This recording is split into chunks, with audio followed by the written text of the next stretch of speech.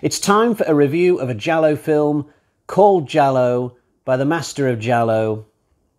Or would that be ex-master of Giallo now? I just wonder.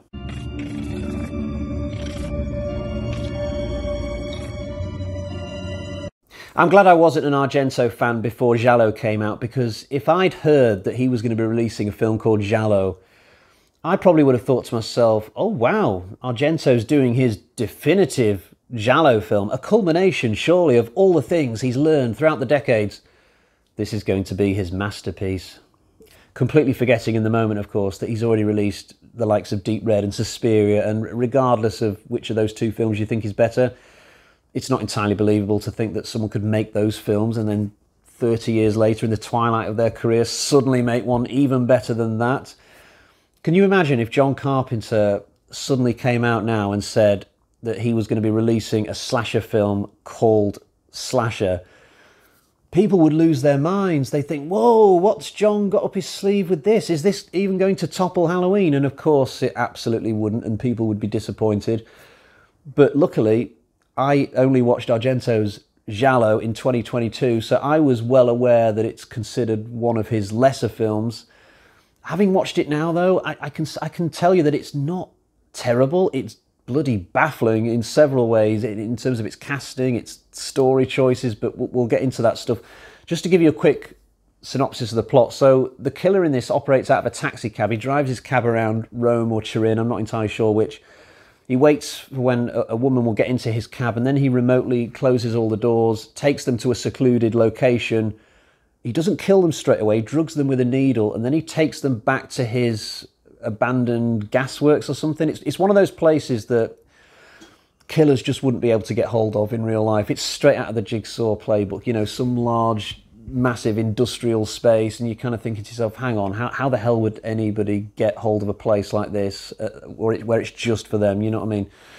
So this killer, he mocks, tortures, and eventually kills these women, but he's about to be in big trouble because his latest victim, who I believe is probably his fourth or fifth, she's a fashion model called Celine, and her sister has just arrived in town, and she's hot on the trail of Celine. The sister's name is Linda, and to help her, she gets this cop on board called Enzo. I like the name Enzo. I associate it in my mind with the Belgian footballer Enzo Schifo, showing my age a little bit there. I don't know if Dario Argento's into football. I like to think that he might be, being Italian. But anyway, Giallo scores its first point today for using the name Enzo, albeit silly reason. So Enzo and Linda are hot on the trail of this killer who they name Giallo, I believe. So that's where the title comes from. It's not just called that because, oh, you know, we don't have a title, let's just call it Giallo. He's got some kind of skin disease or something, which makes his face appear a little bit yellowed, and apparently Giallo means yellow, so hence he's known as Giallo in the film. And he's in big trouble now because Enzo and Linda aren't going to take no shit, and they're going to take this guy down if they can, and hopefully find Celine still alive and well.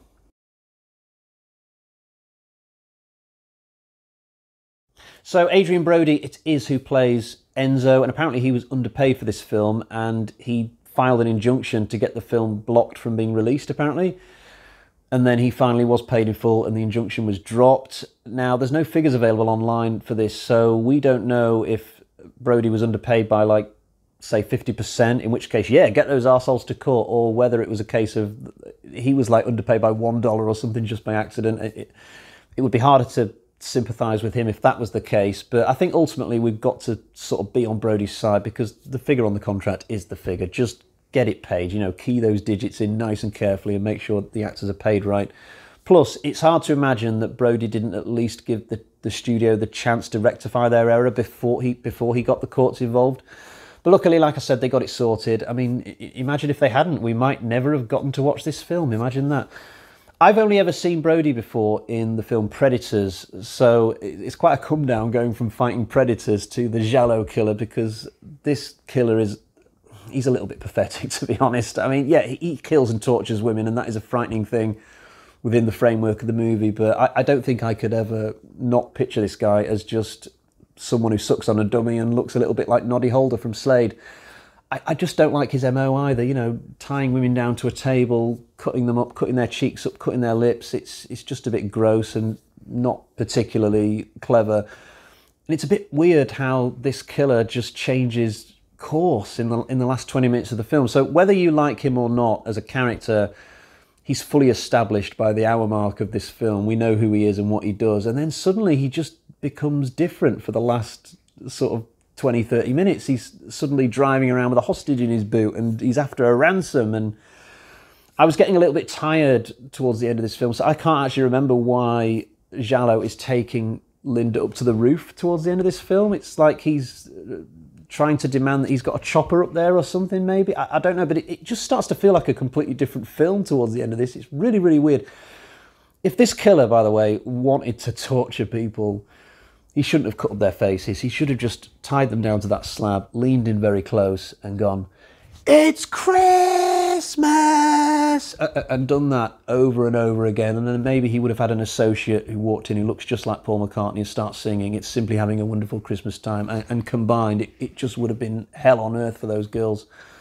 Plus, maybe then they could have made it a 12A and more people could have seen the film.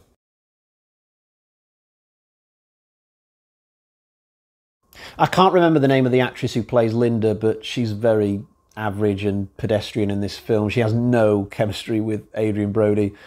At one point, Linda sort of subtly propositions Enzo, and he just looks back at her in the doorway of his hotel suite and says, "Why don't you go and get some rest?" And that just about sums up their relationship for me. Now, weirdly, there's an actress called Elsa Pataki who's also in this film. She plays the lesser role of Celine. Pataki went on to be in 3 Fast and the Furious movies. She had quite a sizable part as well. She played Dominic's girlfriend. She was also in Snakes on a Plane, although I can't remember how big her part was in that. But we're definitely talking about an actress with some standing in Hollywood. I just feel like she should have played the main role in this. She should have played Linda, and the other actress should have played Celine. Now, to let Argento off a little bit here, the Fast and the Furious movies, the ones with Elsa Pataki in, were long after Giallo, so at the time this was filmed, probably Pataki was a little bit of a nobody for the most part, but still, when I try and picture Pataki alongside Adrian Brody, I think the chemistry would have been stronger there. So many other bizarre things in this film to quickly mention.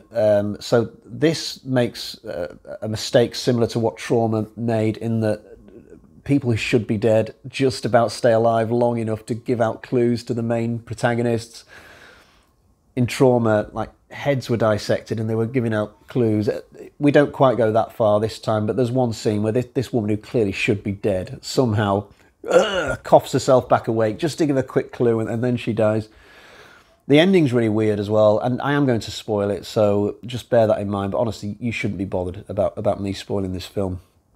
So Enzo ignores the advice of Linda to not kill Giallo near the roof of this building that they end up at, and it just makes a mockery of the fact that he's been a fairly effective cop up to that point, but he just seems to develop a hearing problem at the last moment. Also, Argento leaves us on a cliffhanger at the end of this. So Celine is left in the boot, and we're not quite sure if she is going to suffocate to death or whether she gets out. It's sort of implied she might get out because there's a security guard nearby who sort of hears some banging on the from inside the boot, but we don't get confirmation either way as to whether the security guard finds her or not. So you get an ending a bit like The Italian Job, with the bus dangling over the cliff, or like Halloween. You're not sure whether Michael Myers is going to drop dead 20 yards down the street or whether he's going to re-energize himself and go on and kill 100 more people.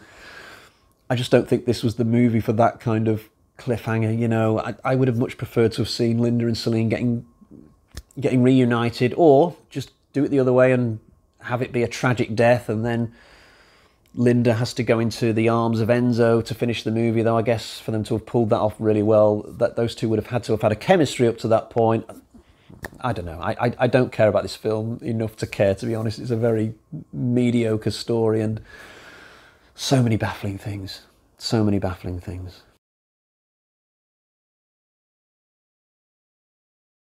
One way in which you might like this film a little bit more than me is if you're into those old school type of detectives who tick the boxes of certain character traits that are very familiar in police-related TV shows and movies. So, for example, Enzo, he works alone, he's a bit of a lone wolf, he's got his own basement room because his colleagues don't want to be anywhere near him, although they will occasionally send him a pizza just to let him know they're not completely arseholes. So Enzo's basically a little bit like Mulder from the X-Files. You know, he's got his own way of doing things. He doesn't play by the rule book. He's got no time for family because his work is his life. He's got a little bit of a checkered history that makes him a little bit broody. Stop me if you've heard any of these things a million times before. Enzo likes to point out on several occasions during this story that he absolutely works alone. And yet, within about 5 minutes of the story starting, he's taken a partner off the streets who has no police experience and is a woman who he clearly doesn't even fancy. Go figure. Now, normally at this point of the review, I would show you my version of this movie, but I didn't buy it on this occasion. I rented it off Google for about £3.50, and even that felt like a little bit of a loss, given that I didn't get much out of this film. I don't think this one's a keeper, though. It's not one for the shelf. It's not one I particularly plan to watch again. I've been watching all of these Argento films for this review series. It'll come to 19 films in total, I think, by the time I'm done.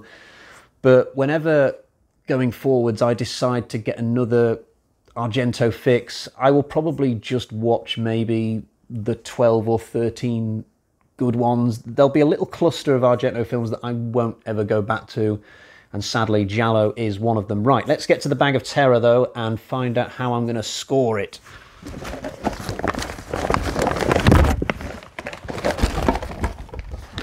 Not much in here today, sadly. 1.5 bloody axes out of 5. This is not some of the best work done by the master, so sadly we move on.